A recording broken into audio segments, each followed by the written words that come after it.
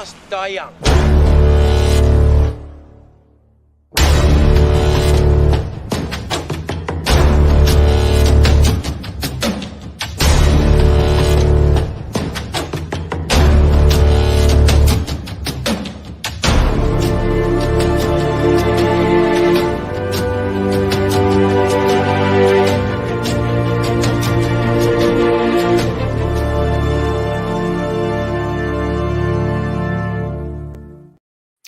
Hello, welcome to another industry interview, which we normally do on Wednesdays. If we can, it all depends on the availability of our guests. If we don't have an interview, then you have my weekly roundup of all the films and television shows that I've seen in the preceding 7 days. But we're not doing that tonight. We're doing an industry interview, and we're talking to some budding authors. Well, one who's a budding author and the other one who's a little bit more established. I think I'd put myself somewhere in the middle of those two as someone who's relatively new to writing. So don't forget to subscribe to the channel, The Outcast Creative. I know some of the people that have subscribed recently, and we've had a huge number of subscribers in the last 72 hours. I just want to say thanks to my friend, The Critical Drinker, for giving the channel a shout out. Big up to you, Will. Really appreciate the ongoing support. It means a lot to me.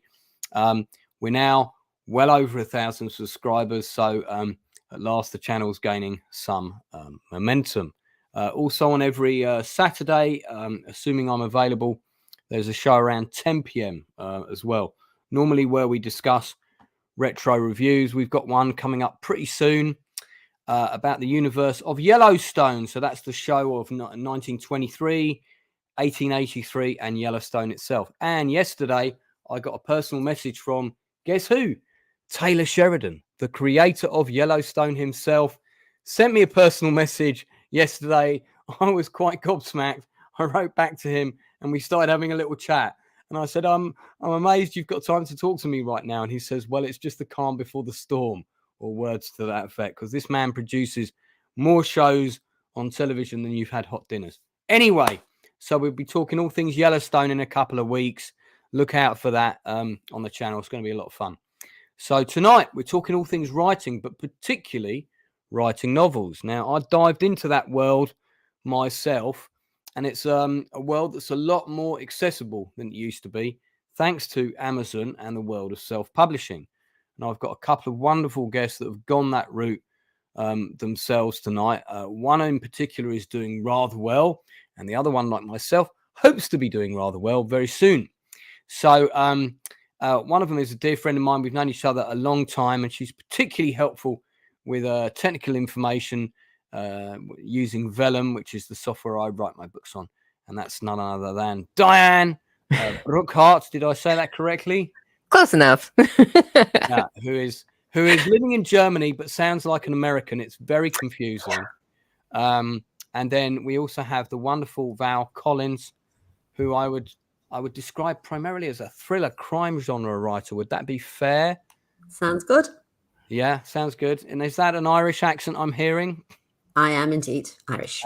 And I've seen many a cover which for crime and sort of crime thrillers in the crime genre, the kind of noir genre, which kind of evokes the sort of rich, dramatic landscape of Ireland and ruined castles and stormy cliffs and that kind of thing. So when you want inspiration for a cover, do you have to go far outside the door to find one where you live? Well, I don't do my own covers, and none of them have Ireland on them, I'm afraid.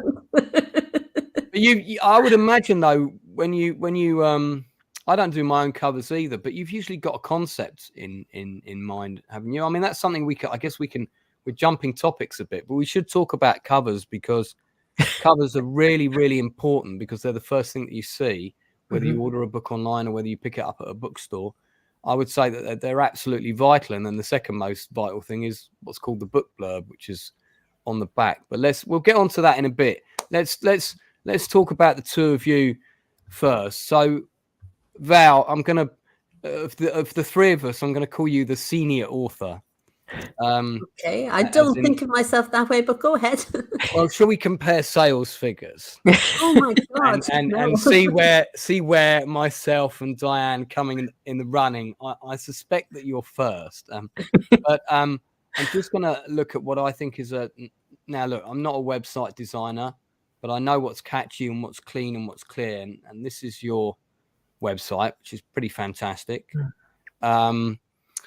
So you've got information about Val there, along with her excellent taste in quality stripy jumper wear. And these are her books, which you can get on Amazon now. Now, I've read the reviews for your books, Val, and they're pretty good. I mean, you're in the kind of 50+ reviews range on most of your books. You've got a lot of 5 stars out of 5, few 4 stars. Haven't seen any horrible trolley ones, which is always a good sign. I think you've got one book that's just about to drop, and you've got another 4 that are out. Is that correct? Well, the top one, about Dying to Tell, came out yesterday. Ah, right. Okay. See, this stream is perfect timing. And so, I mean, as we discussed earlier, these are all sort of in the thriller crime genre. Are these books connected with the same character, like a Jack Reacher thing, or is it? Are they standalone novels? Do you want to just tell us a bit about the world of your novels? Okay, they're all standalone novels, and they all have the same main character. Her name is Aoife Walsh. Right. So, in the first book, Aoife is 23 and she's pregnant with her first child. And in the most recent book, she has a 5-year-old. So the first one would be about Girl Targeted. Is that correct? Yeah. So about is just telling you about the book. The name is Girl Targeted. Oh, yes. Yeah. Girl Targeted. I do apologize. Okay. So Girl Targeted. Yeah. So in Girl Targeted, she's pregnant with her first child and she takes a job in an office in Dublin. And her second day in the office, she finds her boss hanging from the ceiling. Right. Yeah. So she goes on maternity leave. And when she comes back, the police have already decided that it was a murder. And she feels that this is her chance to break into journalism because she trained as a journalist, but she wasn't able to get any work in it. But now that she has a child, she wants to be in control of her own time. And she thinks being a freelance journalist is the answer. So then she decides that she's going to look into that. And she's going to talk to all the people she works with who knew her boss for years without anybody knowing that she's actually investigating. But then, of course, somebody finds out that she is and somebody tries to kill her. Now, she started off thinking she was really happily married, but when people are trying to kill her and her husband doesn't care, she begins to wonder what's going on there. And that is kind of how the series comes. It's her life and the different people in her life that travel through the 5 books. Right. I think I've got to tell you, on that pitch alone, I'm already quite keen to read it, I have to say. Sounds like, so it's kind of, so it's fair to say, like, the first book is like an origins story. This is who she was as a young individual. But you could buy any of the books in the series, not necessarily in order, and you're picking up a book that's ready to go. But if you want kind of if you want the journey of the character as opposed to the case that she's solving, you probably want to read them in order. Is that fair? Well, yes, but an awful lot of people don't do that. And if you read the reviews, an awful lot of people will say, well, you know, I picked it up. This is the first one I ever read and I had no trouble following it and it was easy. Because, as I said, by the time book 1 is over, you know who murdered her boss. So book 2 is an entirely different story. And they will all mention her background, like they'll mention her husband, they'll mention things like that so that you know what's going on. So is each book sort of, she's a journalist investigating a different you know, a different murder per se? Is that the kind of gist of it? Not really. I wouldn't say she's a journalist. She wants to be a journalist, but it takes her a while to get there. So in her second book, her father-in-law disappeared 15 years earlier. He just walked out of the family and was never seen again. So in the second book, his body is discovered and his mother-in-law is a suspect. Her mother-in-law, I should say, is a suspect. So she wants to prove her mother-in-law is innocent. So that's what the second book is about. How do you pronounce that name of the character? Aoife. It's like Eva with an F. Right. Okay. And is that a traditional Irish spelling for that name? That's a very common Irish name. I'd say about half women between 20 and 30 are called Aoife here. Well, that's a bit of an exaggeration, but there are an awful lot of them. I've never come across the spelling of that name before, and I've met quite a lot of Irish ladies. Admittedly, most of them have been called Brenda, but now, see, I've never met an Irish person called Brenda. There you go. I'm writing about one of them in my book at the minute because I used to work with her at the cinema. So, well, these sound great. I mean, so just sticking with you for the minute, did you is writing a full-time career for you? Is it a part-time gig? How much of your life does this take up, and how long does it take you to write a single novel? It depends on how my other work is going. Like last year, I wrote a lot at the beginning of the year, and then for the entire summer, I don't think I wrote at all. And then I started it again in October. But that depends on how my other work goes. So I have busy periods and non-busy periods. So it takes me the year to write the book, but I don't write it for an entire year. Sure. I mean, if somebody came to you with a huge sum of money and said, right, I need a book, and I'd love to have another book about your character, but I want it to be new, and it's got to be on the shelves by this date. Could you turn it around in 4 months if you were writing 5 out of 7 days a week, do you think? Definitely. Yeah. Without a doubt. I wrote my first book, I'd say, because I wasn't working. I started writing because I was made redundant. So I had the first year I wasn't working at all, and I used to write every day from 9 until 2. And I had that book written in about 3 months, I'd say. But of course, because it was my first book, an awful lot of work had to go into it after that. So it took months to sort it out. But the basic thing was written in 3 months. Interesting. Well, we'll come on to the writing process with both of you in a minute. And again, I want to thank you both for giving up your crucial Wednesday evening, which used to be Dallas viewing time when I was a kid, for coming on the channel and talking about this, because I get asked all the time, either what made you want to become a writer, how do I write my first book, how do I write my first script, etc., etc., etc. And there isn't a single answer to that, to many of those questions, and everybody's routine is always different. So I think it's fascinating to hear about other people's routes in. So turning to you, Diane. Now, you've written mainly what are called in the industry, I don't think any general kind of nonchalant readers who buy their books in Tesco's ever use this term, but in the industry they're known as novellas, which is books under 200 pages. Right. Do books under 200 pages get sold at Waterstones and Blackwells and Foyles in London? Is that, I mean, do they or do they not qualify? How does that work? I have no idea. I had actually started to look into getting them on the books in Waterstones, but there was so much paperwork involved trying to get that done that I just kind of thought, I'm not going to worry about it with this first series that I'm going to do. I'll worry about that whenever I start actually doing full novels. And your books, as you've described them to me, are a kind of homage throwback to the Saturday morning serials that those kids who are old enough, assuming there's anyone of that age, normally this is the sort of thing my dad would talk about. So, but we've got a question coming in a second, Josh. I'll get to that in a minute.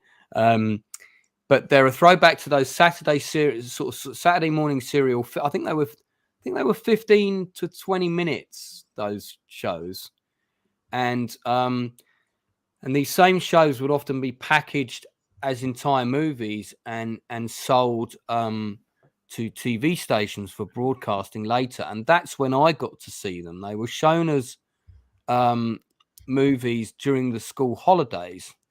And the ones that I can remember were Flash Gordon, Buck Rogers, The King of the Rocket Men, which was a very unusual but very good show. And then there was something about a city in Atlantis, and it ended with the ship coming up out of the sea and the Navy blowing up this tower. I can't remember what that one was called. It was very good, though. It's really kind of funny that you're mentioning all of the sci-fi ones, because the vast majority of them were Westerns. Things like Lone Ranger and Zorro. And so I do remember Lone Ranger and Zorro. Those were the two that we also got over in the UK. Yeah. So you're too young to have seen these kind of things in the cinema. So you must have caught these in school holidays and stuff they were on regular TV in the US when I was a kid. On like Saturday mornings, you would have cartoons, and then you would have the cliffhanger serial shows. And at the end of every episode, there'd be something like, your two cowboys are on a cart that's going out of control, and you cut to a shot and the cart would go over the cliff. Mm-hmm. And then in the next episode, you got the same shot. The two cowboys are on the cart. It's going out of control. And then they would have another shot that you didn't see before where the cowboys would jump off the wagon and then the wagon would go over the cliff. And I recall that Kathy Bates's character got very upset about this in the film Misery, which is also an amazing book. It's an absolutely fantastic book. I'd also love to direct that as a play on stage, I have to admit. And I know lots of psychopathic actresses that would be perfect for playing that part.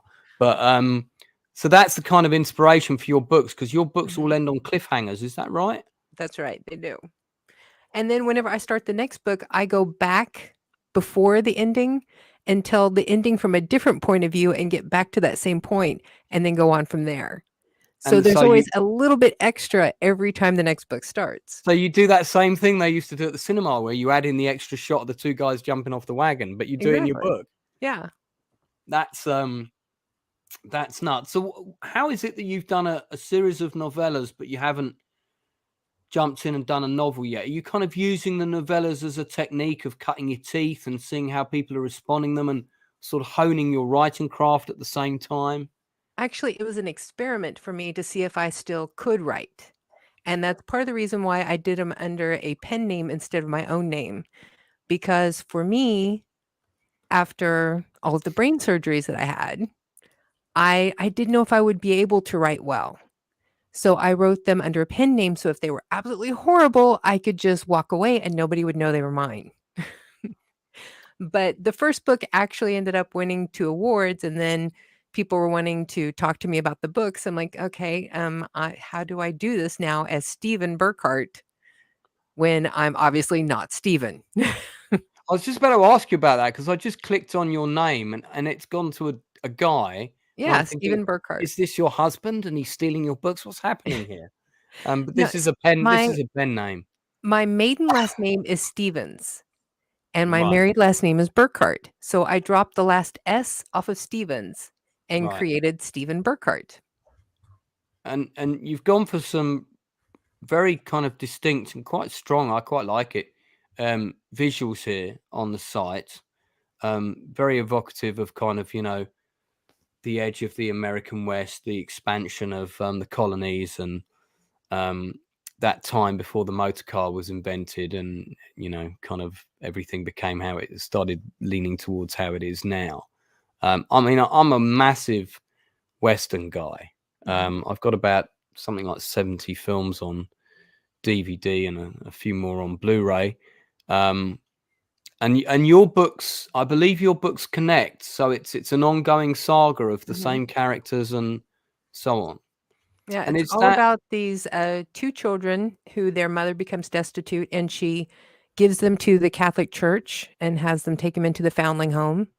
And she thinks that she will be able to watch her children grow up from afar, but they'll be in town where she can see them, and they get put on the orphan train and taken into the Wild West. I must give my late great friend Graham Fletcher Cook a shout out, who was in the original television movie The Orphan Train, playing the lead part of Liverpool, which Val may remember from her youth. And Jill Elkenberry from LA Law played the leading lady who was trying to find homes for all the kids. And Graham was my drama teacher later in life and a good friend. And I actually did not realize until he'd passed away that he played that role, because he changed so much. I didn't recognize him.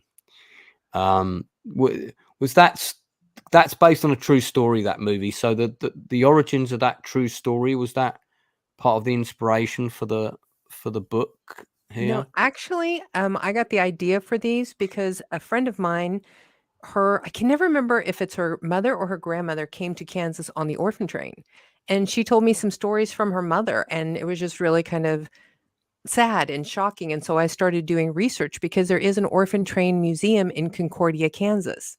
And my mother and I took a drive up there and checked out the museum.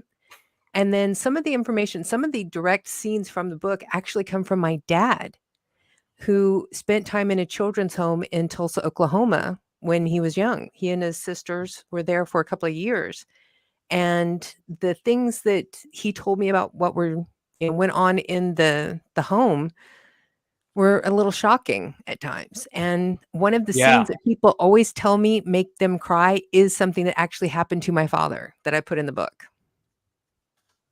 Well, I won't ask you what that is because I don't want to get into spoilers. Is that in book 1 or is that a bit later? Yeah, it's in book 1. Right. And that's it right there. So, by the way, all the information, guys, for those people watching can be found down in the usual place. If there's anything missing, contact me directly via the Facebook page and I'll find out for you. But I'm pretty sure we've got all the relevant links there. And these are also all on Amazon. You've got a Kindle there. I love the way you've done all this artwork. I mean, see, this even looks like a DVD set at the back here, but I imagine that's like a set of, is that supposed to be the set of all the books, or? It's supposed to just be a paperback. Looks like a very meaty paperback for a novella, if I may say so.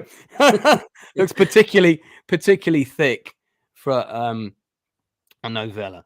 So one question I want to ask, but we've got a couple of great questions in the chat, but one question I want to ask before we get on to some of them is you both, and I'll come back to Val first. As a writer, as somebody who decided, okay, I want to write a book, because I put off writing my first novel for forever. I mean, I got into writing plays and screenplays, so I was keeping myself busy. It wasn't like I was procrastinating completely as a creative. I think everybody wants to write a book that's got at least one creative bone in their body. And the question is, where do you go? Do you go on a course to learn, or do you just get stuck in and try and teach yourself? And I'm just a bit interested to know about that journey for you, because I know what mine was, and then I went and had my first stab at it after a key event. So Val, if I could come to you first, what did you do? Did you go to university? What was your background in terms of learning the skill set to tackle the first novel? Well, I went to university, but I didn't do English. I considered doing English, but when I looked into it, it was mostly poetry, and I'm not any good at poetry, and I don't particularly like it. So I decided I wasn't doing that. That's right. I don't think that many people under 30 are particularly inspired by it, which maybe is a shame, but maybe not for you. But anyway, so when I decided, so I wrote a lot when I was a kid, but then, as I said, I stopped that when I was quite young. And at the back of my mind, I always thought someday I'm going to try writing again. So then I was made redundant about 6 years ago, and I suddenly had all this time to myself. So I thought I'll just try and see if I'm able to write. So I just started writing by myself, and I Googled it. I Googled what, various things, the basics of writing. But after a while, I decided I'd written a bit of my book. I had no idea whether it was any good or not, because I think you're the worst possible judge of your own writing. So I went to a short evening class held by Louise Phillips, I think it was. She's an Irish author, and it was called Making the Murder. So then in the middle of that, I realized that I needed an awful lot more help than I was ever going to get in a class like that. So then I went looking for a mentor. So I signed up with the Cornerstones Literary Society, I think, or organization or something. And they did a 1-year mentoring program. So I found Debs Hobbs-Wyatt through that. And by that stage, I had written my whole book. So she helped me rewrite it, basically, which took about a year. And that was my first book. I mean, just to drill into that a little bit, is that to join that mentoring thing? Do you get selected? Do you pay? Oh, no. Anyone can join that. No, anyone can join it. You just sign up for it, pay the money. Does it cost money, or does someone just do it out of the goodness of their heart, or what? No, I think there are programs that are free, but mine wasn't. Mine cost money. Okay, well, I won't ask you for a figure, but okay. So was it worth it? Oh, yeah, I think Debs was brilliant, because I didn't really know what I was doing. I had my book written and I thought, okay, I like the story more or less, but there's no tension in it. And I don't know how to put tension into it. And I'd say it took her about a couple of hours to teach me how to put tension into it. It was really easy. Right. And she's still my editor. I still send all of my books to her. I don't do mentoring with her anymore, but I send every one of my books to her, and she reads it first, and then I change it. And I'm sure as well. I mean, she probably you've got to have an editor, and we can come back to that. But I'm sure that's money well spent for her to do the editing for it. Oh, yeah. I actually have 3 editors, but she's my developmental editor. Then I have one who's kind of half grammar and half other things. And then I have my proofreader as well. Right. Very good. So, Diane, going back to you, I mean, what was your journey to getting started? And did you do any courses, or was it all, make it up as I go along? Tell us more. I actually have a degree in journalism, and I did study creative writing in college too. I worked for magazines and newspapers. And then whenever I got married and my husband got a job in Denmark, I was suddenly in a new country where I didn't speak the language. And I started struggling just to try and find something to do. And I started freelancing online and did a few ghost writing jobs for other little books. Okay. So it was more a general approach rather than doing a specific course, or you were kind of learning as you went along. And I guess to go back to my point earlier, that's kind of fair to say that you're sort of still doing that with the novellas, I suppose, before you take the plunge into the big one and write your Western epic. Yeah, this series was always meant to be my practice, was that Right. I was learning how to do book layout and how to do the programs and how to do the websites and the social media and how to do the marketing, because I knew I was going to be doing it as an indie author, and I wanted to be able to do something smaller so that I could learn along the way and wouldn't make big mistakes on a big novel that was really important. Sure. I'm glad I jumped in straight away with my first novel that was the big novel that was really important, but we'll come back to that. I mean, I'm going to pick up on Leela Katori's question. Katori, what an awesome surname. What platforms do you publish your books on? Is it just Amazon, or have you used Kobo and Barnes and Noble? Because definitely the inspiration for me to write the first book was to know that it was possible for me to do this without depending on anyone else. I mean, sure, I knew I needed someone to do the cover. I knew I needed a proofreader, blah, blah, blah. But those were tools, effectively. I wasn't depending on anybody to say, yes, you can, like when you try and make a movie, because someone else has to stump up the cash. I budgeted what I needed to pay for. I had enough money. And the fact that I knew within a certain time the book was going to go from here to being on Amazon to being a physical copy in my hand, for me, that was a massive game changer. It was a huge motivator. Before, it was like, I need to write a book one day, but what if it doesn't get published? All of that work for nothing. And that was what was always the mental block for me. Okay.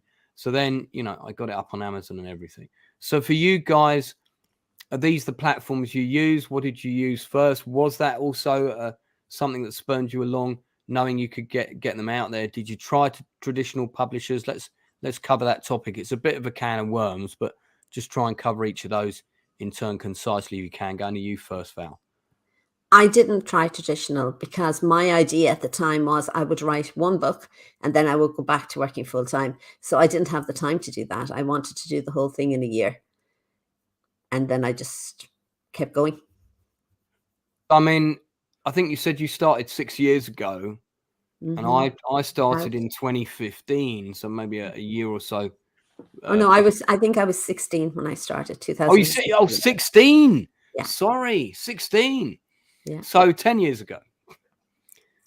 No, that was a joke. Never mind. Right. This is me and my maths. I was trying to compliment you and say you were 26, but it completely failed. So you were 16 when you first tried to put a book out? No, I was 2016 when I first started. 2016. Okay. I'm really getting my wires crossed. I'll drink some more wine and then everything will be clearer. So, right. So 2016, I started in 2015. Actually, I got my first book out in 2015. You started in 2016. I started writing myself in 2016. My first book didn't come out until 2018. Right. Did you go to the London book fair around that time? No, I'm a long way from London.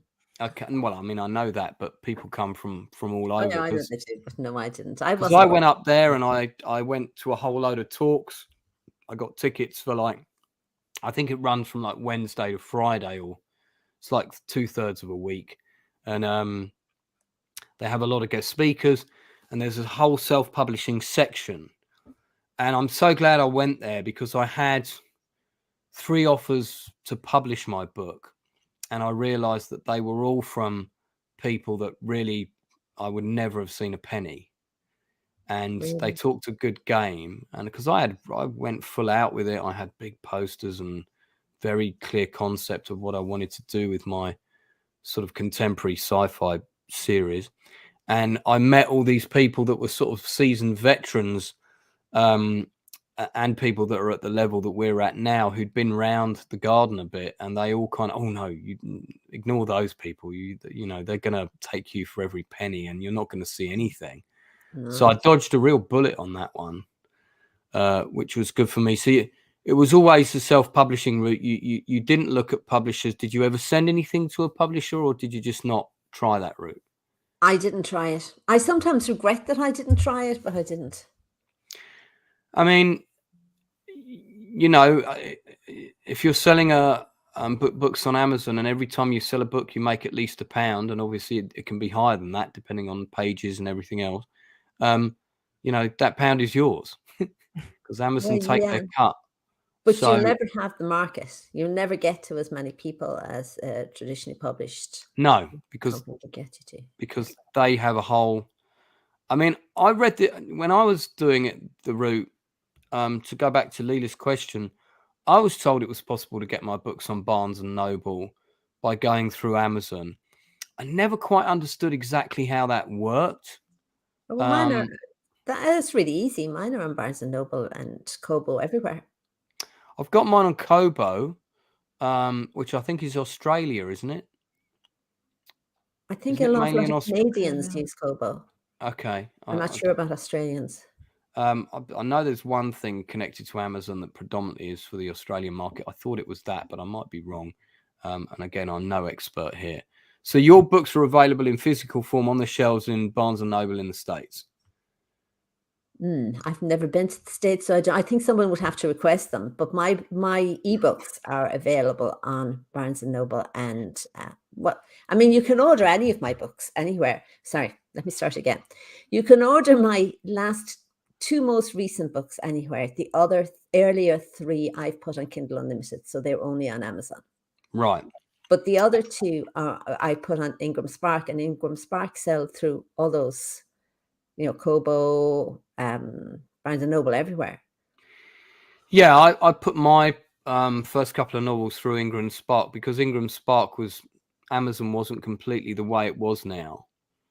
It was different back in 2015, and you had to use a third party before Amazon started buying them all out and combining everything, which actually, to be honest, has made it a lot simpler and a lot more profit friendly for them, I imagine.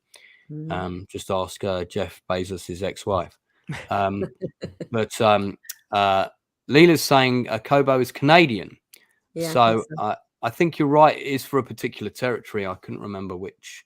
And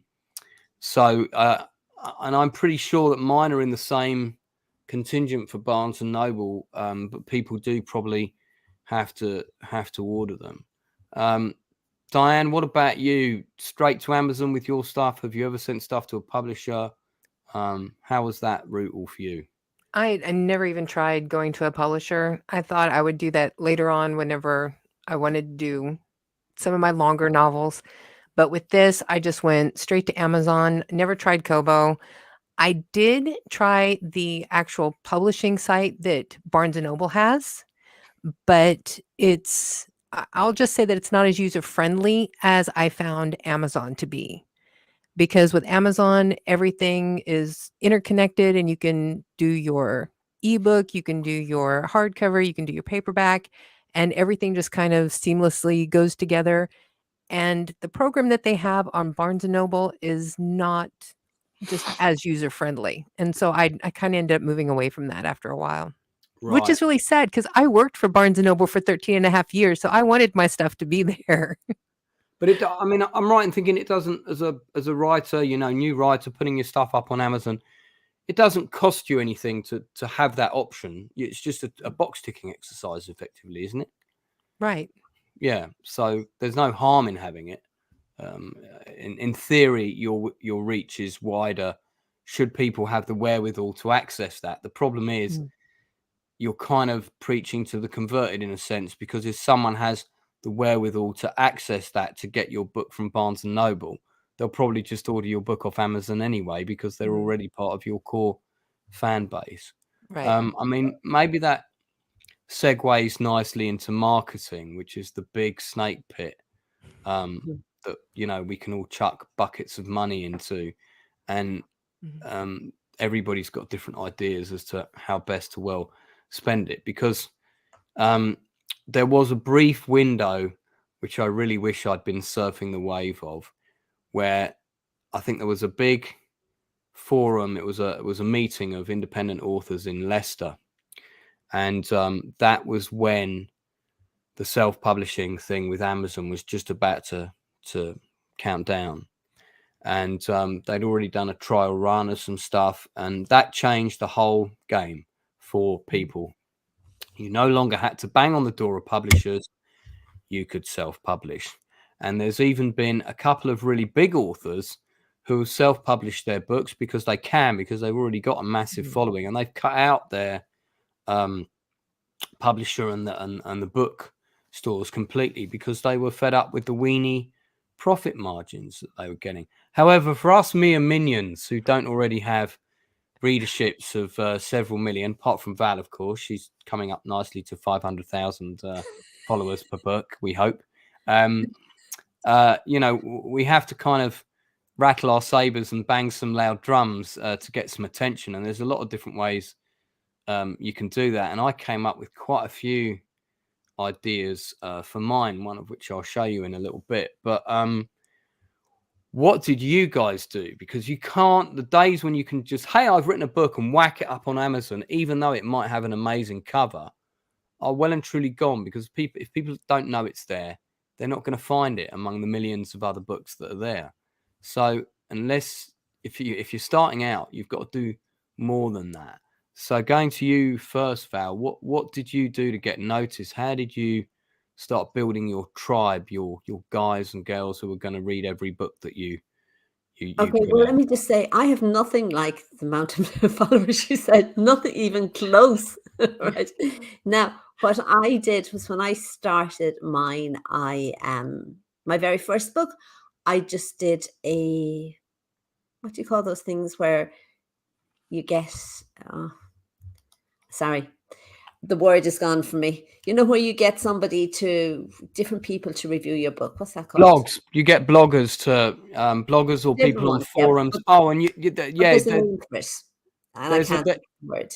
There's a name for, you can go on those various websites and people offer to read your book, and yeah, but you hire somebody to do this for you, and it takes about 4 days, and on different days, different people will turn up and say, these people are talking about your book today. You know, there's a word for it, and I know it really well, but I just can't think of it. But anyway, that was what I did. One of us will remember it probably 2 minutes before the end of the program. But blog tour, is that what I mean? A blog tour? I think that's what I mean. No, there's another word for these people, and it's specific to the industry. And I know the word you're thinking of, but I can't remember it right now. Okay. But bloggers as well is a key part, I think. Yeah. Well, anyway, after that, then I went on Instagram, and I'm mostly on Instagram. It's about the only social media platform that I'm really on. And I love Instagram because it's the only platform I've ever found where people actually talk. You know, readers will actually talk to you. If you go on Twitter, writers will talk to you. And when I go on TikTok, nobody talks to me. But on Instagram, readers will talk to you. And I have people on Instagram who've read my first book and read all my books, and are always there when my new book comes out, which I love. I mean, what really worked, sorry. No, please go on. But the only thing that really worked for me as regards marketing, or it wasn't really marketing, was that I got a BookBub featured deal for my second book. And I've got it for all my books since then, so far, thank God. And basically, if you get a BookBub featured deal, you sell about 7,000 or 8,000 books on the day that they send your book out to their readers. So that got me to #1 on Amazon. So I got to #1 on Amazon that way, and it's the only way really to get there that I know of. You actually got to #1 on Amazon? Oh yeah, and all on well, on the paid store I got to #1 on Amazon on my second, third, and fourth books. On my first one, I only got there on the free store. Okay, so when you say on the paid store, what's the difference between that and when you can give it away for free? Because they have 2 bestsellers lists. Because my books have hit the bestsellers list on the free giveaway site before. I've actually been able to hit #1 a couple of times in different countries, but never on the paid site. Right. Yeah, well, you need BookBub to get you on the paid side, because then they have the readers. Mm-hmm. Mm-hmm. Right. So, see, that whole realm is kind of alien to me, and I'm just trying to get my head around it, even hearing it. You know, how do I get onto that list? How do I climb up that list? What have I got to do? And that's got to be something that every independent author is thinking about. Leela, who's still with us, by the way, thank you for tuning in and staying here. She said street team ? Does anyone know what that means? Yeah, that's kind of when you have your own people that are, you call them your street team, you get your book, you send it out to them, they all review it. I don't really have a street team. I have Instagram followers who I send my books to when they come out. But I don't have a huge load of them. I just have about 20 or 30 of them. Right. I've never heard that phrase before. I mean, I've probably got about 50 different terms for that same thing, but I've never called them my street team, which makes me think of people running around with flyers, posting them through doors and whatnot, which actually is not a bad tactic now, because you have to physically pick up a flyer and throw it away. It's a lot easier to delete a screen or turn it off, you know. So we're kind of it's funny how things have changed in that regard. I mean, Diane, what about you in terms of marketing and social media? What do you access? Has that helped? What have you done to just kind of get your books out there, apart from give me a ring and tell me there's another one coming? Actually, some of the things that I have done recently that have gotten me more of a following is the TikTok channel that I started doing, because I have a couple of different things that I do on there, where I have my Mutant Chronicles, which I actually talk about neurological damage awareness and how people who have neurological problems deal with it, and what other people can do to help us deal with it. And it has gotten a lot of attention. And so in between those kinds of things, I do just stupid videos where I'm playing with filters, and then I will talk about books and my podcast in between there. And people will go on and just be checking all my videos, and they'll get to one about the books, and then they'll go and check my website, or they will check my podcast. And those things, just that daily kind of engagement, keeping people paying attention to me, has really seemed to help bring people along to my books. And it's like I started making up these little QR cards to leave in places. It's like, that's for the TikTok channel, and then that's for my podcast. And everywhere I go, I just drop these suckers and people can just scan the QR code and go right to my media. Don't leave them in old phone boxes. I feel people might misinterpret their use. That's a really good idea. I mean, Leela, who's clearly listening to every word we're saying, very good, because I'm sure there'll be lots of juicy bits of advice. I keep seeing other authors on TikTok talking about using street teams to promote their books. This is a great live chat. Oh, thank you very much. Thanks, Leela. Lots more of these coming. Do subscribe if you haven't done already. Would just consist of my mother and my sister. Yeah, I mean, I guess what I did for my street team, and unfortunately I don't think I've got the folder on this machine, because if I did, I would open it up. But I I have a small following on Facebook and stuff, not mainly known as a screenwriter and a filmmaker. But I said to everybody, my book is out. If you buy one, send me a copy of it, and with you holding it, preferably some were interesting. And of course, 15 people sent me copies of their book on a coffee table, which frankly I could have just taken on 15 different coffee tables. But fortunately, I got everything from, somebody standing in front of the Empire State Building with one, to another friend of mine on the set of Gotham who was an actor, another friend of mine with a great quote, the best book series since Game of Thrones. Thank you for that, Jason. I'm not sure he's read Game of Thrones, but I appreciate it all the same. And anyway, I ended up with about 70 or 80 of these, and then I put them all together in a big mosaic together and put that on the Facebook page, so I could see people would holding my book all over the world, and that was pretty cool. I don't know that it necessarily increased sales, and I did all the usual things. I created pages and so on. The other thing that I did, because I was very much kind of trying to world build the environment, and I made 2 short films. This is one of them, which is on YouTube. You can find it by just actually, you know what, I'll put the link in the chat. I keep forgetting about the wonders of modern technology, but the book series is called Diamonds in the Sky, and it's about what happens when 200 alien ships arrive on the Earth, and nothing comes out of them. Everyone thinks it's a big invasion, and no one can get inside them either. And I thought, well, I should make I thought I should make 2 sorry about that, was my phone. I thought I should make 2 shorts with some of the characters set in this world. And this guy is on the verge of killing himself in his car. He's just broken up, and he's not able to see his kids. I've started the film a little bit in.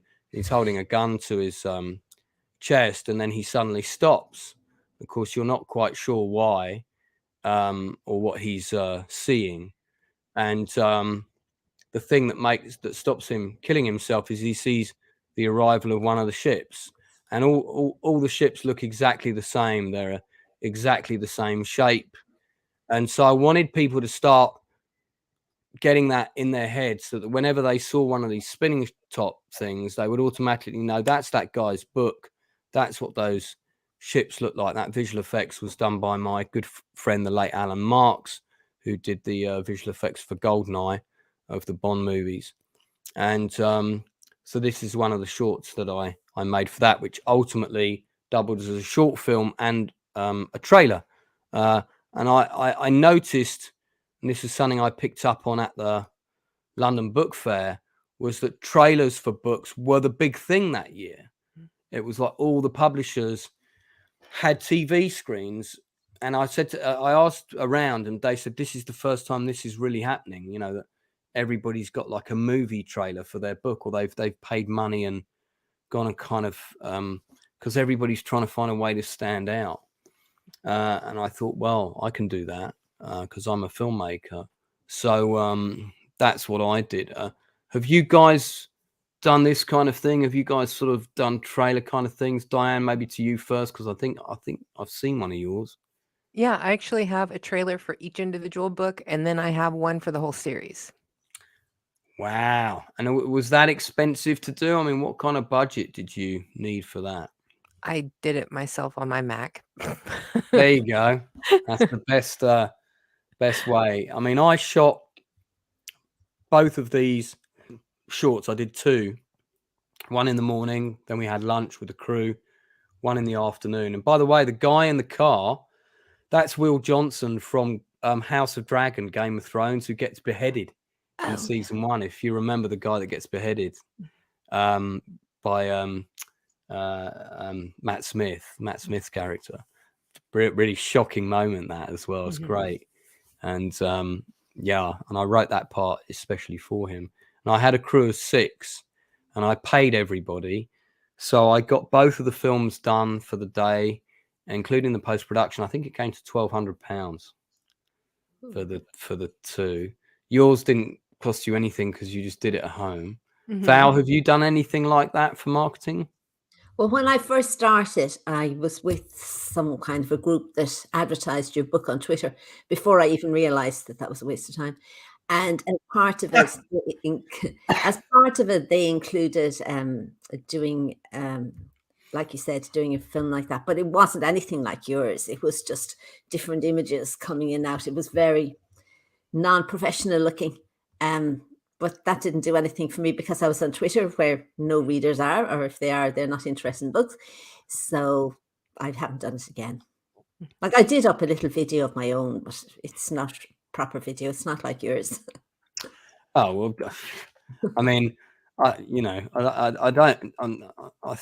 think with a bit more money, I could have made it a bit more special, but I was very fortunate in the sense that I was able to call on a few favors. I had Wil down for the day, and he did it for a brown envelope, with some change, and very generous of him. And I filmed it on the Isle of Sheppey, knowing that was 10 minutes drive from his house. And I were like, look, I'm going to need you for like 3 hours tops. Here's the script, great script. You haven't got any lines, so you don't need to remember any dialogue. It's all about the acting and everything that's going through this guy's head. And, and if you could help me, I'd really appreciate it. And he said, oh yeah, no, go on, Lance, no problem. And, and I still owe him a bigger paycheck in a bigger movie, if and when. But I have seen a lot of the trailers of the sort of thing you're talking about, which is a lot of stock footage images that are deemed to be appropriate for the genre, dissolving from one to another, and usually with some kind of Taggart sounding voiceover. There's been a murder in the Priory, and only one man can solve it. That kind. That kind of thing. Yeah, I mean, my voice is available should anyone need it at very reasonable rates. I might point out. I mean, okay, let's get on to. Has anyone got anything they want to add about social media or marketing? Is it worth paying for Facebook ads? That's the question. Yes, no. Anyone? I've done Facebook ads and they did work, but they cost me as much as I spend on them. So maybe good for expanding your audience base, but not necessarily great in terms of actual profit. They didn't work for me anyway. I dropped them. But I tried them once and it didn't seem to have any real return on it. So I haven't tried it again. Interesting. And would you pay for any other kind of advertising? I mean, would you consider, for example, doing posters and putting them up on the London Underground? Well, it wouldn't be much point because I don't sell my books in England. I sell my books mostly in America. But aren't your books on Amazon? My books are on Amazon, yeah, but they sell mostly in the States. Why do you think that is, that you're predominantly appealing to an American audience? Because they're easier to reach. I mean, if you do, say, for instance, when I got my BookBub feature deals, most of their readers are in the US. Right. Okay. That's interesting. Leela, who's so far winning our prize for most sensible questions of the evening. Have you tried Amazon ads? I have not. Have either of you guys? I have, yes. I think she'd probably want more than that. Yeah, sorry, with any success? I was interrupting or not. No. I did try them myself. They didn't work for me at all. And then I just actually very recently hired somebody to do them for me. So there's this crowd, they say they'll do 12 ads for you, right? Right. And they did 12 ads for me. They say then they'll monitor them for a few weeks. So they monitored mine for a few weeks and they were getting nowhere. But they said to me, because my budget's not big enough, it takes longer to monitor them. So they're going to monitor them for another month. So if at the end of the month you see me selling my books through, and I sell a little bit to Amazon without them anyway. But if at the end of the month you see that my books are selling through Amazon, then come back to me because these people clearly work. If they don't, they don't. Fair enough. Well, let's talk about the actual writing process, which is different for everybody. And I mean, a lot of what I hear is, do you plot or do you not? I think that's a bit of a black and white question. And I don't think writing is a black and white craft. It's a lot more nuanced and varied than that. So I think what we all have in common at the minute is that we're writing books, certainly when my novels are concerned anyway, that are all in some way connected. Val's, yours have the same character but doing different adventures, solving different crimes or reporting on different crimes. Diane, yours is more of a kind of ongoing saga, each one being a different episode of almost like a TV show, really. So have you plotted out the entire arc of your 15-minute episode Saturday serial? Do you know how it ends? I mean, what have you done in terms of prep, or do you do before each book for you? The whole story is in my head, but I don't write it down. The number of times I've heard that line.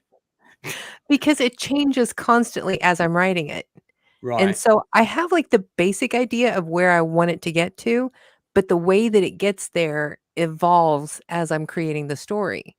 And I tried plotting out, and the story ended up being nowhere near my plot. So I just started chucking it. And the first book that I wrote for myself, I actually just wrote stream of consciousness. I just sat down and wrote the whole thing out. Right.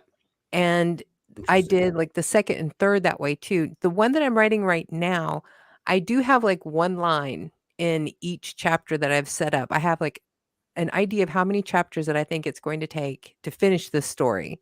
And I have like one line at the beginning of each chapter just to remind me, okay, I should talk about this in here and this in here and this in here to make sure I get everything in that I want to by the end of the story. Yeah. But that's the closest I've ever come to actually plotting out something.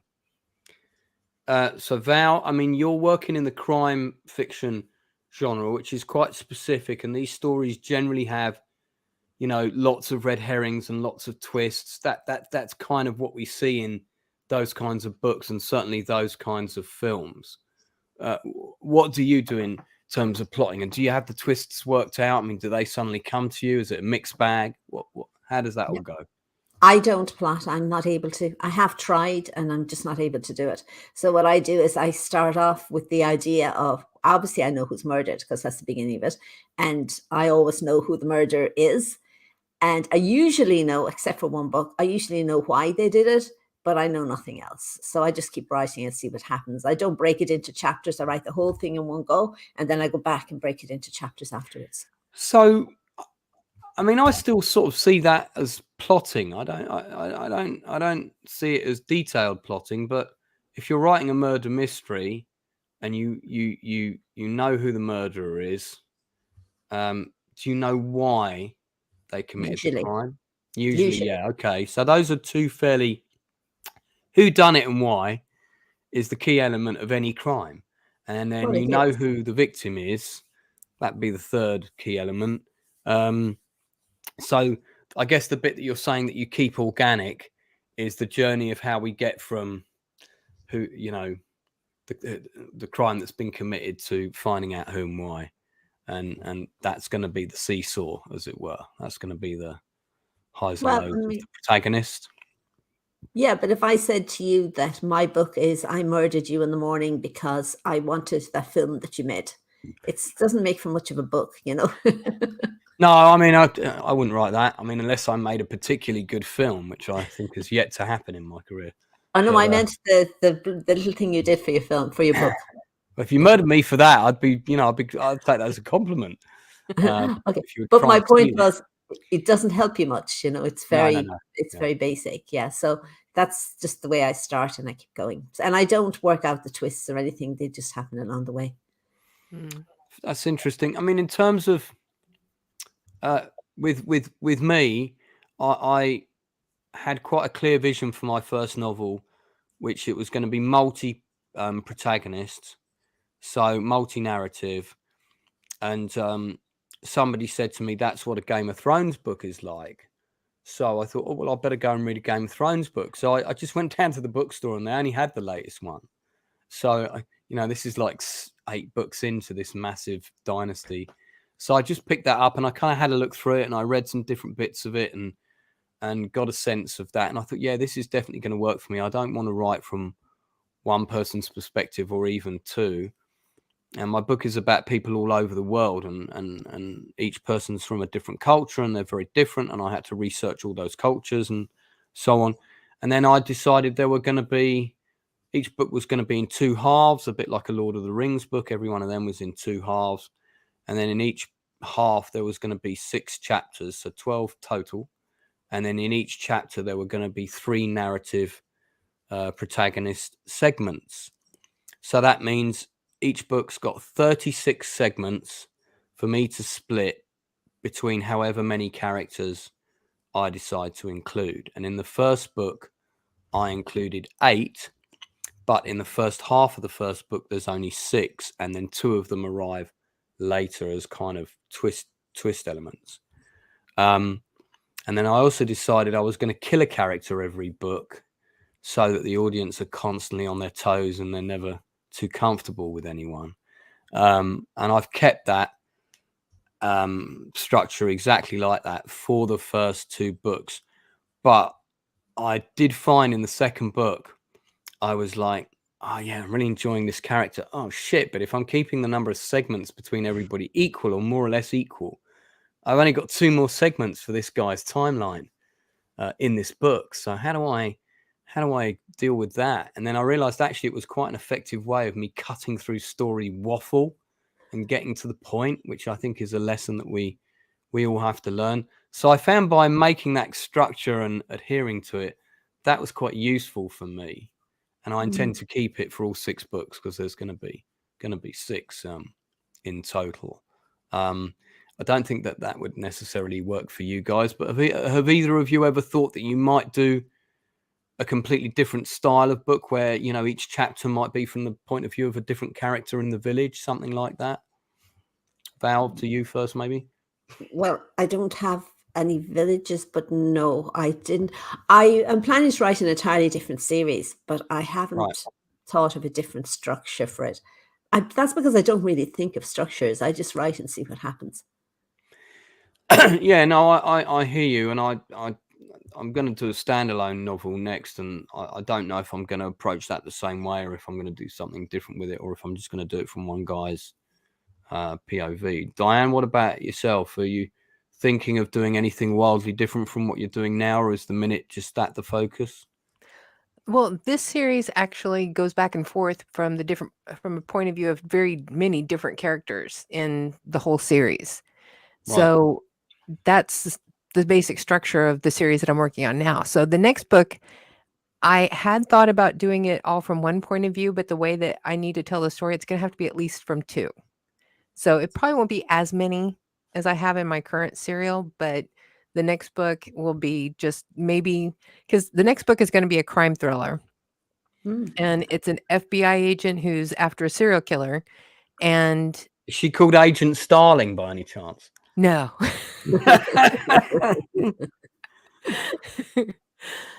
It's going to be going back and forth between one of his victims' point of view and the point of view of the person that's trying to catch him. That's interesting.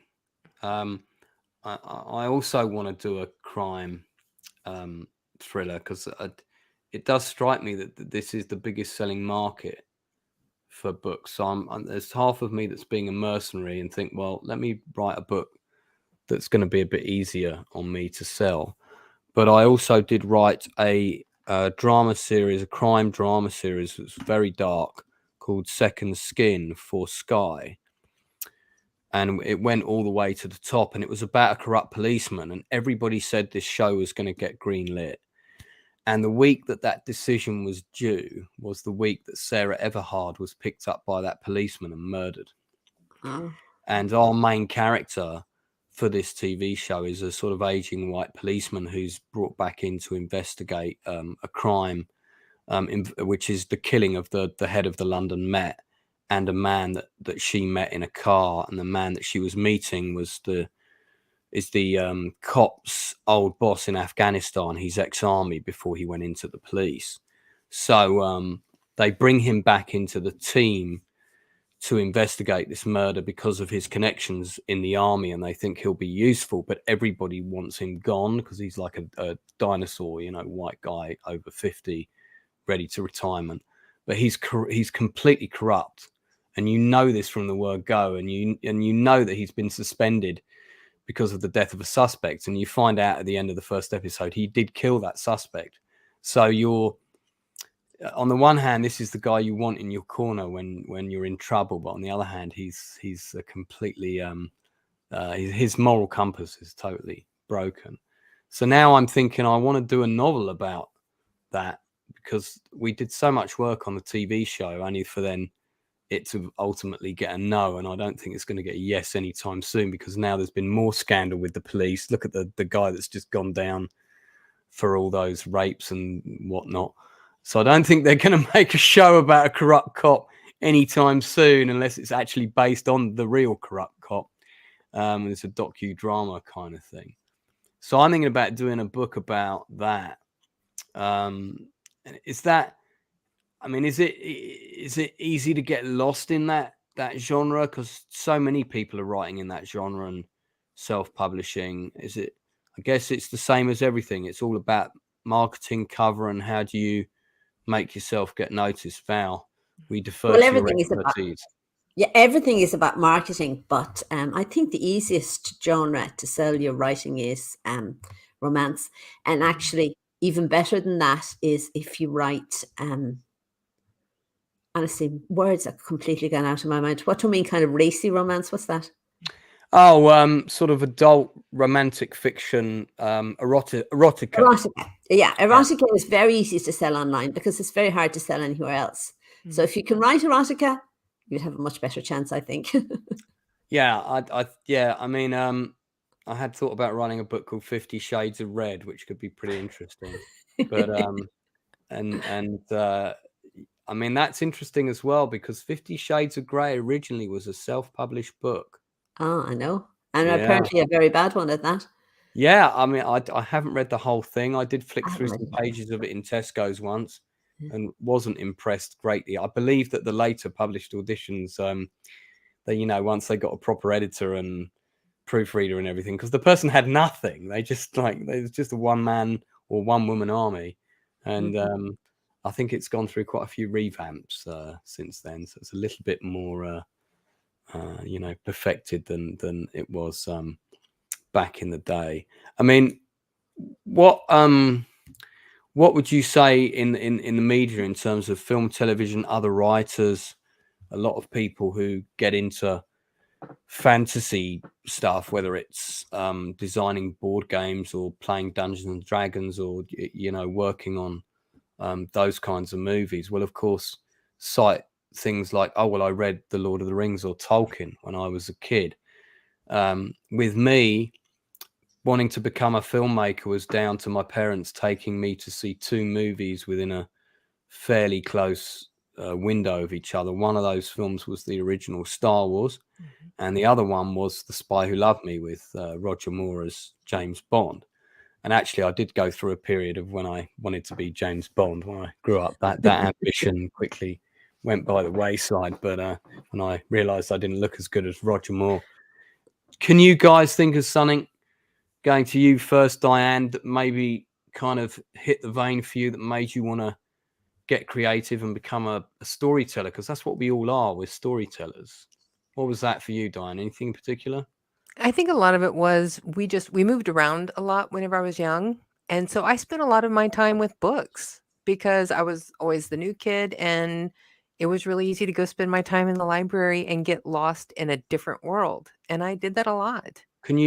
Was this a dad in the military? Was it moving? No, my parents just like buying houses and fixing them up and selling them. So we moved around the same town, but it was like always in a different school district. Oh, okay. All right. So hiding in the library, discovering books. And I spent a lot of time I have to say, in my school library.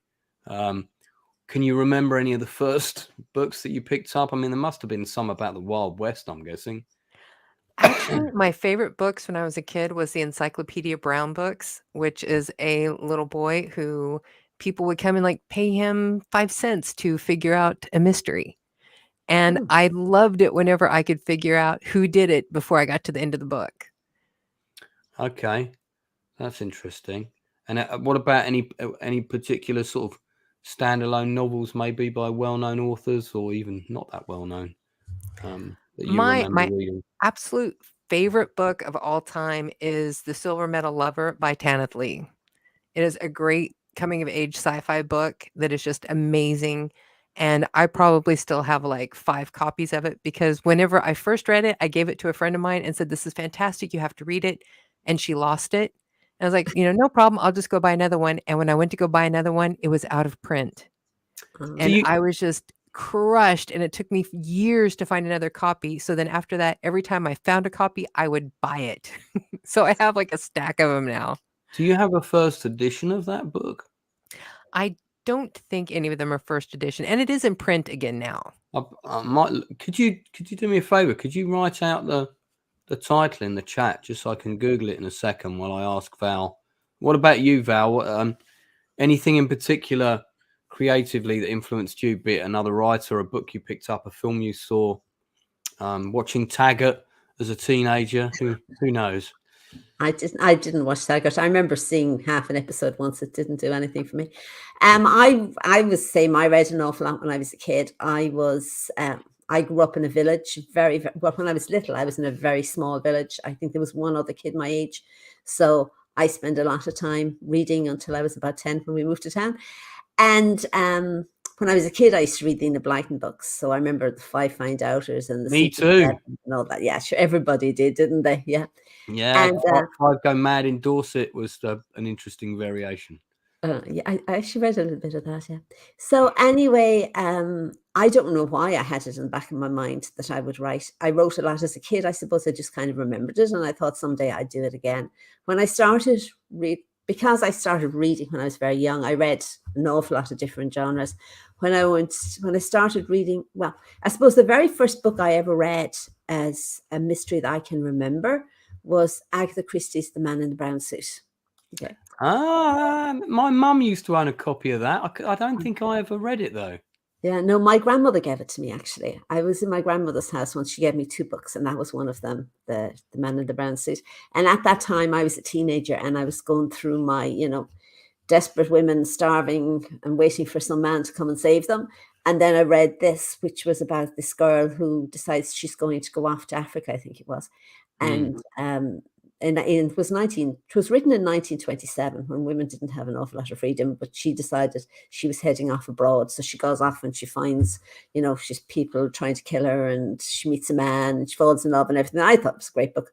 So when I started reading thrillers full time, I think the first one I read was Lee Child's The Killing Floor, which I absolutely adored.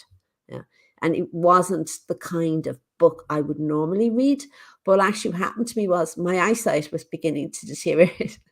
So I used to work near a shop, and I used to often go into the shop at lunchtime and read without my glasses because I didn't bring them with me.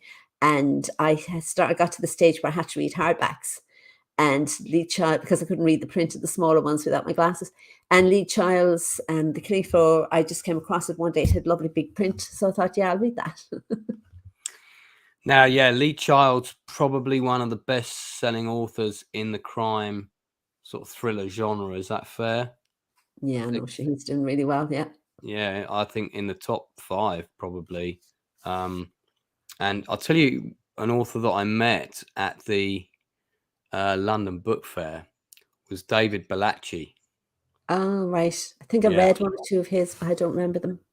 Yeah, I mean, and I think that's a fair description of his books, in the sense that they're like a great box of chocolate. You pick them up, you can read them really fast, and you get into them pretty quick. They're sort of very kind of Born Identity, sort of thriller action type stuff in that kind of milieu. And I've only read the one, I think, because I thought after I'd met him, I thought, well, I better go and get one of his books. And I was going to go and buy one from a bookshop, and I thought, I bet there are some in a charity shop, and there were loads. There's always a Lee Child section and a David Bellacci section, and if you go to a good charity shop with the books. So I got one, and I read it really fast, but he gave me a fantastic piece of advice. Because everybody always says, and I'll ask you guys this question before we wrap up, what advice would you give to an aspiring author or writer? And he said, if you can write what you want to say in 2 words instead of 200 words, say it in 2. And I thought about that when I went back into my book, which I was still writing at the time, and I was editing it. I could afford a proofreader who did a bit of an edit as well, but I couldn't afford both. And I cut it from something like 750 pages to 580. So I mean, I really like, do I need that? No. Do I need that? No. Hack. What about you guys? What advice, if you could give one piece of advice to an aspiring writer, what would that be? Diane, being the second baby of the group after me, of course. Honestly, I think that people should have a budget set up first before they try doing anything, to have some money for marketing, and definitely have some money for a professional editor. I think those two things are so important. Yeah. Because I know for me, I have absolutely no budget for marketing, and my sales show that. Luckily, I do spend money on a professional editor, and I'm always teasing him that he makes more money from my books than I do. And I know I will be a successful writer the day that switches. I mean, in my experience, for those people watching, if they're wondering, you can usually get a decent editor who's got a fairly good background in actually doing it for a living, if they like you and you're nice to them, for around £500. See, well, I got lucky because I used to be a journalist. I contacted all of my friends who still work in journalism and asked them to give me suggestions for editors. And one of my friends hooked me up with the editor that I have now, Greg Wood. He's fantastic. And he gave me like the friends and family deal. Friends and family deal. That's always nice. So a good piece of advice, I would agree. Don't ever, if you're looking at doing this for a career, or just that you're serious about it, and people always judge you by the last film you make, as they say in my other profession. You've got to make your first book the best it can be. Show your best self, your best foot forward. So don't go cheap on the first book. Pay money on a proper cover. Definitely have a proofreader. Fortunately, I've got 3 people now that will proofread any of my books for free, and they all do that as a living elsewhere. So they just know that I'm broke, and they all read my book. So they're like, "Oh, I'll do it for you next time. Make sure you get me on, because I'm better than the person that did it for you before." It's always nice. So Val, same question. Crucial pieces of advice for any aspiring writer, 1 or 2 tidbits. I'll let you give 2 if you've got two good ones. I don't know about 2, but the best advice I ever got, because when I knew I was going to be made redundant, and I was thinking about what I would do, and I was thinking maybe I would write a book, but when I tried to think about what I would write, nothing came to me. And then I heard Maeve Binchy interviewed, if anybody knows who Maeve Binchy is, and she said if she didn't sit down at her typewriter or whatever she used at the time every day, she'd never write anything. And I thought, I'd try that, and that worked for me. So I think I had no idea I could write, and I figure there are probably an awful lot of people out there who have no idea they could write either. So I just think you should sit down, start writing, and see how it goes. And the other thing I would say is break it into stages, because if you think to yourself, I'm going to publish a book, it's a huge job. It's a huge jump. It's much easier if you think to yourself, okay, I'm going to write and see how it goes, and then I'm going to get somebody to read it, and then I'm going to get it to a bigger audience, and you just break it down, and before you know it, you have it published. That last part's really good advice. Don't try and take on too much too soon. Don't overthink every part of the process. The most important thing is that you actually sit down and do some writing. And I tried to set myself, in fact, I did set myself a minimum of 4 pages a day when I first started on the first novel. And I think most days I averaged 11. I do between 8 and 11 on a good day. And then, occasionally I would have a bad day where I'd only do 1 or 2 pages, but I wouldn't beat myself up about it, because 3 days ago I did 15 pages, and the 2 days before that I did 4 pages each and hit my target. So I was hitting my target more often than not, or going over it. But I always made sure I wrote something, even if I rewrote it the next day. And then if I sat down and nothing came, my advice to people is then reread the thing that you did the day before and do a polish on that. And that will naturally get your brain firing up.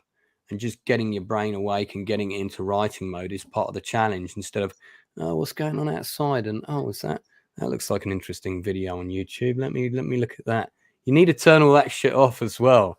The less distractions around you, because as writers, we can come up with any number of ways not to write. We could probably all write books on advice about how not to write and get ourselves out of writing because we're so good at it. You know, one of my best pieces of advice I actually got from Val. Yeah, go for it. Because she was on my podcast last week, and one of the things that we were talking about was marketing and how you have to know SEO if you're going to be doing your websites and all these things. And she told me that she had actually taken a class in SEO, and the only thing that she remembered was that you should have everything be named the same. And so everything that she has is Val Collins Books. It's like her website, her Instagram, everything is at Val Collins Books.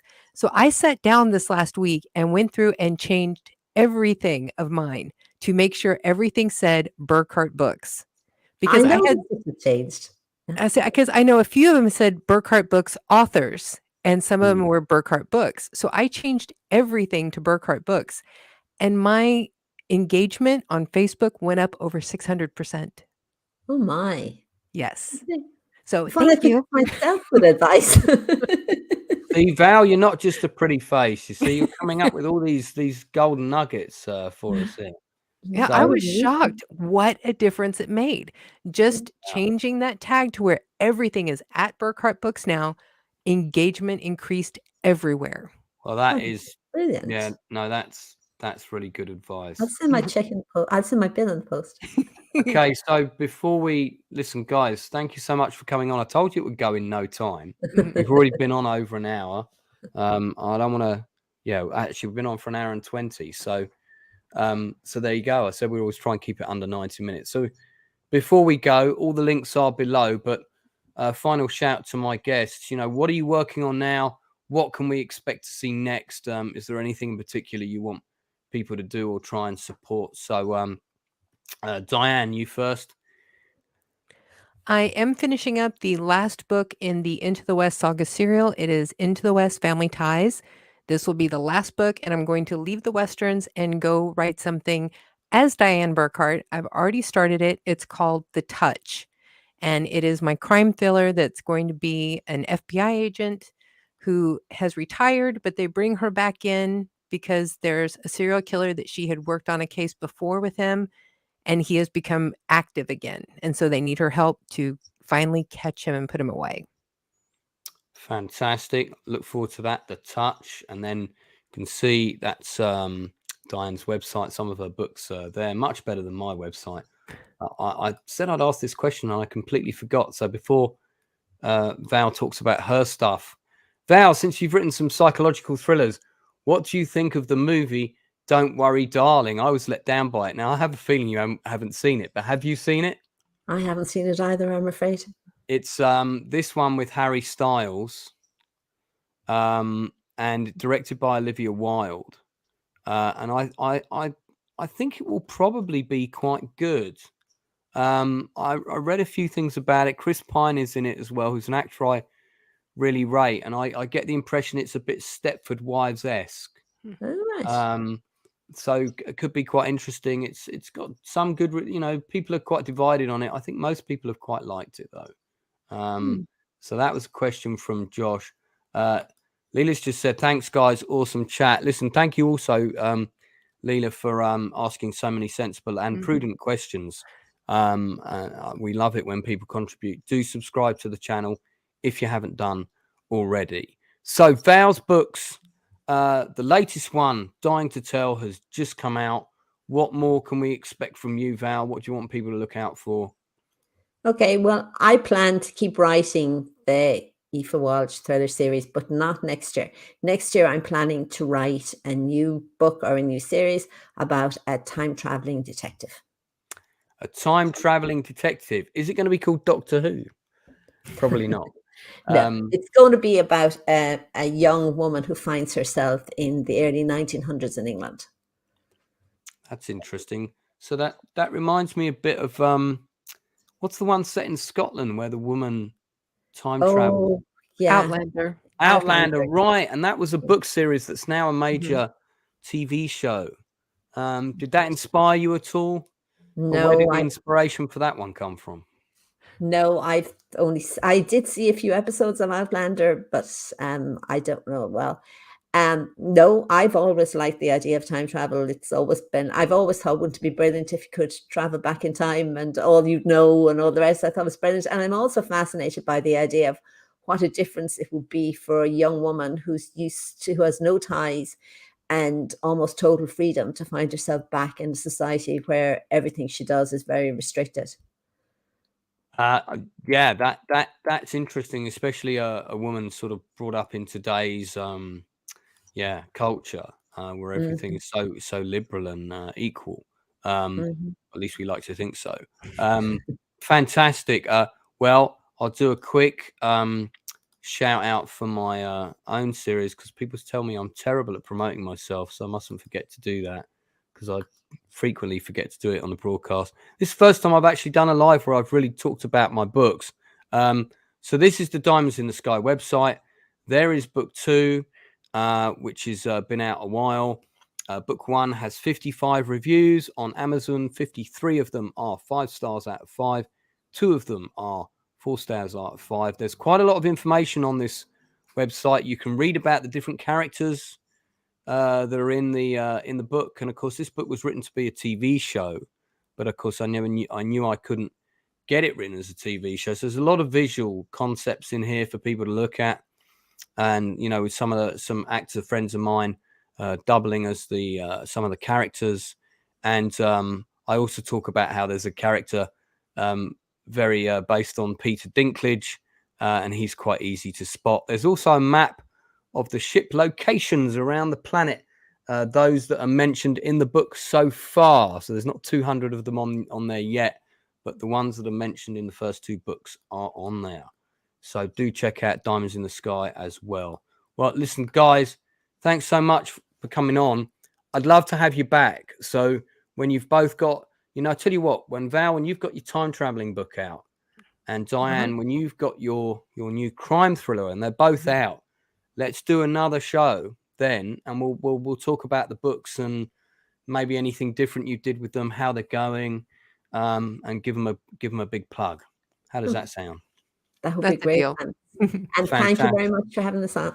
Oh, not at all. That's what we like to do at the Outcast Creative, is promote the work of other creatives. If you're a creative and you've got something going on, do get in touch with us via the Facebook page, and if we can help you, we will.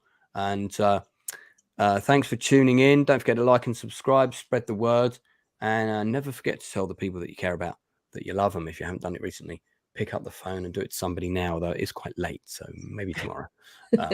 And I'll see you all again real soon. Thank you very much. Bye-bye.